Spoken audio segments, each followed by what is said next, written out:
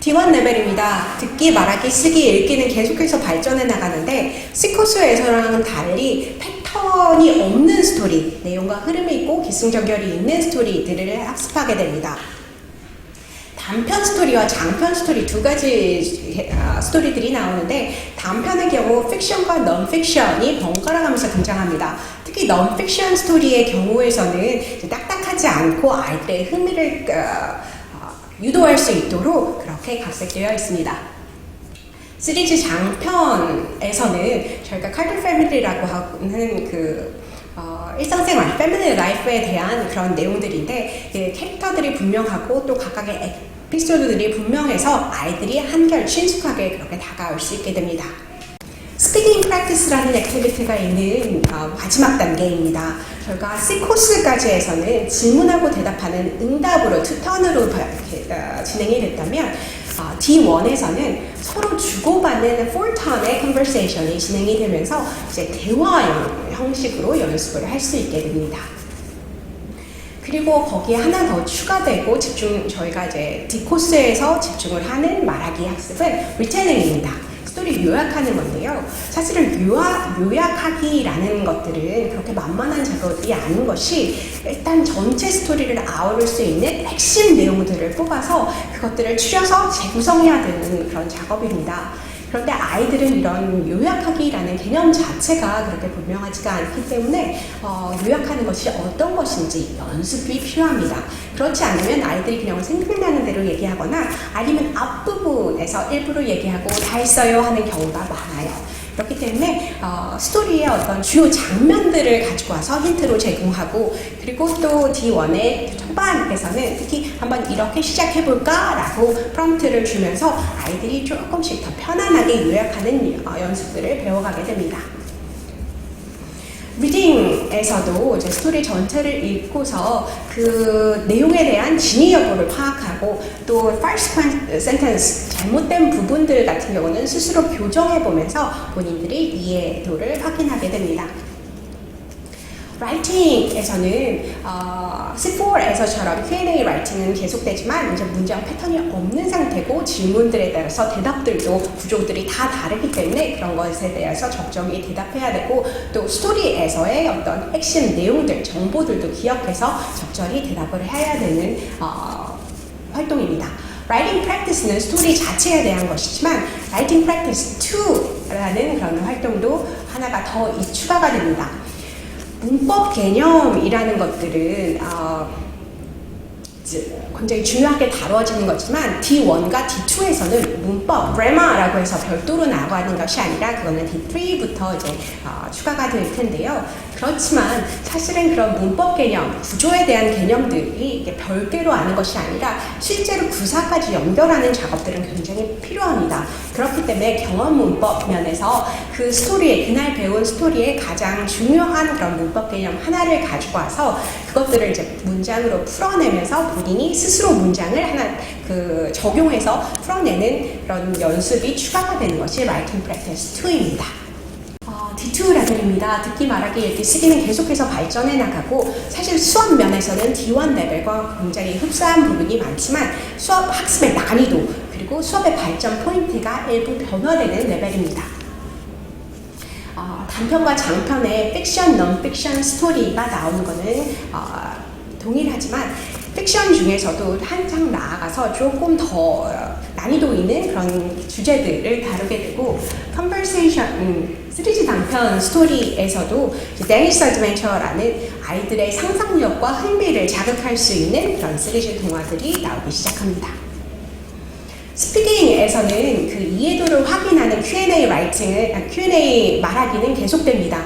그런데 그냥 이해를 잘했는지에서 멈추는 것이 아니라 한 단계 더 나아가서 스토리 주제와 관련해서 아이들의 의견, 경험, 상상의 나래 등을 확인하면서 서로 이제 표현력을 계속 키워나가는 활동들이 추가가 되는 것이 Your Turn Question입니다. 그렇기 때문에 이제는 스토리 자체가 어떤 사려운 내용, 재미있는 내용에서 그치는 것이 아니라 나에게까지 적용하도록 조금씩 사고력을 계속 키워나가도록 단계를 밟고 있습니다. 스토리를 요약하기 리텔링은 계속됩니다. 그런데 D1까지에서는 스토리 내용에서 그대로 인용할 수 있었다면 이제는 D2 레벨이 되면 사실은 수업 안에서의 어떤 힌트들은 조금씩 빠지고 또한 간접 협복을 이용한다든지 아니면 본인의 표현들을 사용하도록 조금씩 더 유도하고 하게 됩니다. 리딩에서는 이제 이해도를 점검할 수 있는 다양한 문제 유형들이 등장합니다. 전체 스토리 주제를 물어보기도 하고 세부 내용 사항들을 잘 파악했는지 묻는 질문들도 나오고 또 진위 여부를 판단하는 문제들도 계속해서 나옵니다. 거기에 하나가 더 추가가 되는 것이 도표 활동입니다. 사실 도표를 채워간다는 것은 어떤 막연히 이해해서 되는 것이 아니라 구체적으로 이해하고 그것도 기억해야지만 채워나갈 수 있는 활동인 만큼 난이도가 조금 더 올랐습니다.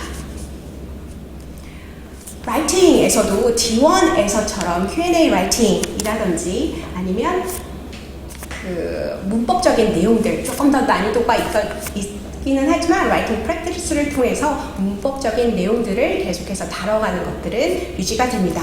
거기에 하나가 더 추가가 되는 것이 온라인 첨삭 글짓기입니다. 숙제에서 라이팅이 시작이 되는 건데요. 이제는 스스로 글을 한번 써보기 시작해야 되는데 막상 글을 써봐라고 하면 무슨 내용을 써야 될지 참 막막하고 또 이렇게 막상 나갔는데 온통 첨삭이 되어서 돌아오는 거 빨갛게 되는 것들도 사실은 아이들의 어떤 흥미와 자신감을 키워주는 데는 별로 도움이 되지 않습니다. 그렇기 때문에 친절하게도 그림, 사진 하나를 제시해서 그 사진을 묘사해 보도록 하고 있습니다. 그리고 나서도 이것조차도 조금 막막하거나 난감할 수 있어서 이 단어들을 한번 써보자라고 일부 사용할 수 있는 단어들을 제시하고 또 처음에는 이렇게 한번 시작해볼까 라는 프롬프트까지 제공을 합니다. 그렇게 되면 아이들이 글을 온라인상에서 제출을 하게 되는데 선생님이 첨삭을 바로 해주시는 것이 아니라 위에 나온 컬러 코딩을 사용해서 아이들로 하여금 그 스스로 오류를 인지하고 스스로 교정해 보도록 하고 있습니다. 예를 들어서 이런 색깔들도 모두 다 의미가 있는 건데요. 파란색 같은 경우는 적절한 단어가 아니니 다른 단어를 한번 시도해보자 라는 거면 보라색 같은 거는 형태가 바뀌었으니까 다른 형태를 조금 생각해보자 라고 한다면 그런 그 색깔을 보고 형태가 틀렸다면 시제가 틀린 건가? S를 붙여야 되나? 이런 식으로 스스로 오류를 인지를 해보면서 계속 사고를 유도를 하게 되겠죠. 이렇게 돼서 선생님께 다시 제출하게 되면 또 선생님과 아이들 사이에 주고받는 몇 단계를 거쳐서 글을 점차적으로 다듬어 가게 됩니다. D3와 D4도 수업 면에서는 굉장히 흡사합니다. 일단은 D2까지 하고 D3 이상부터 달라지는 것 두 가지 중에 하나는 문법이 이제 드디어 수업 안에서 별도의 어떤 별도의 시간으로, 별도의 활동으로 이제 추가가 된다는 것입니다.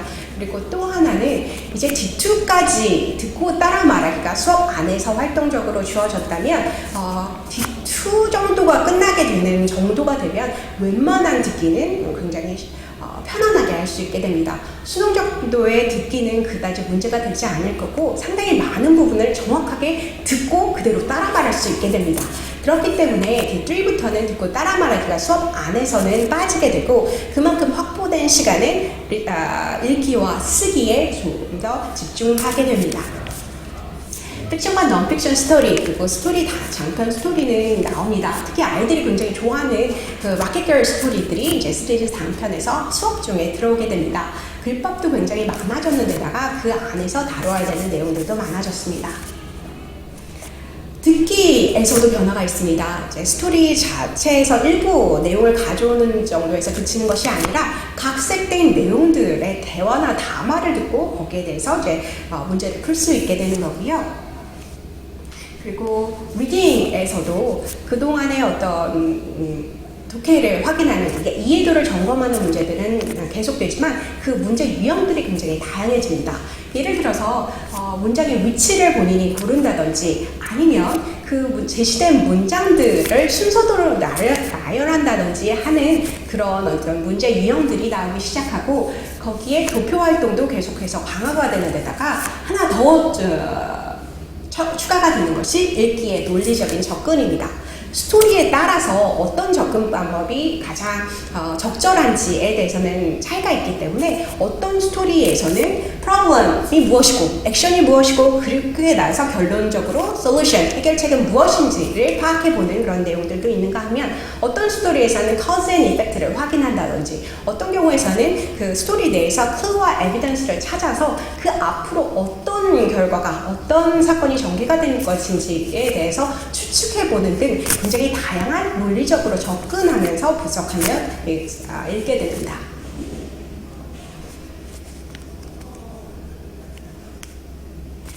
스피킹하고 라이팅도 통합된 활동들이 나오게 됩니다. 그 전까지는 말로 요약했던 것이 이번에는 글로까지 이어지게 되는데 여기에서도 힌트들이 조금씩 빠지기 시작합니다. 예를 들어서 D3 레벨에서는 이제는 그림 힌트들, 이제 주요 장면 힌트들은 유지를 하지만 어떻게 시작하면 좋겠다라는 그런 것들이 빠지고 키워드만으로 제시를 하면서 그 그림 장면들을 한두 문장 정도로 요약을 하면서 한 편의 스토리를 완성해보도록 하게 되는 경우고 D4에서는 그나마도 빠지면서 이제는 그림 힌트 없이 키워드만으로 한 편의 글을 완성하게 됩니다.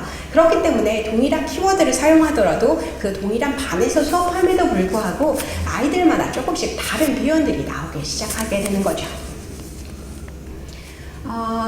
라이팅에서 B파트도 굉장히 특징적인 변화 중에 하나입니다. 스토리의 주제와 관련된 또 다른 주제를 가지고 그 글을 써보는 그런 응용글 짓기입니다. 예를 들어서 스토리에서 프랑스 국기에 대해서 배웠다라고 한다면 다른 나라의 국기 중에 하나를 선택해서 그에 대해서 이제 본인이 글 한 편을 간단하게 정리해 보도록 하는 것이 D3, D4에서의 쓰기 활동 중 하나입니다. 온라인 첨삭 글짓기도 계속이 되지만 조금 변화하는 부분들이 있습니다. D2에서 사진 하나를 묘사하는 정도였다면 이제는 그림을 2개를 제시하고 마지막 칸은 크게 물음표 처리가 되어 있습니다. 이거는 연관 글짓기인데 첫 장면에서 어떠한 상황들이 이루어지고 있고 이런 배경 지시들을 설명한다면 두 번째 장면에서는 어떤 사건들이 어떻게 전개를 하는지 그리고 마지막 장면에서는 본인이 상상력을 발휘해서 그래서 어떤 마무리가 되어지는지를 한 편의 글로 이제 기승전결이 있는 그런 글로 써보게 되는 거고 마찬가지로 온라인상에서 선생님하고 아이들 사이에 주고받는 몇 단계를 거쳐서 계속해서 다듬어 나가게 됩니다.